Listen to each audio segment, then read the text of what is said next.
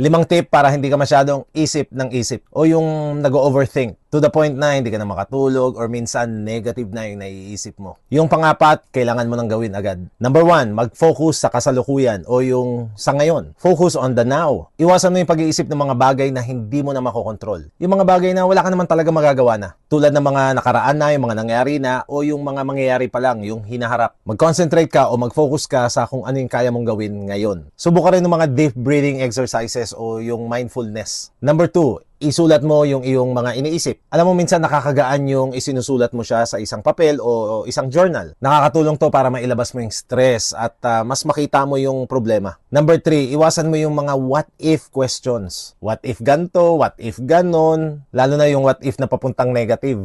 Pag nahuli mo yung sarili mo na ganyan na yung mga tanong, ito yung mas magandang itanong mo. Makakatulong ba ito sa akin ngayon? Kung hindi, kalimutan mo na yung mga tanong na yan. Ito na, number 4.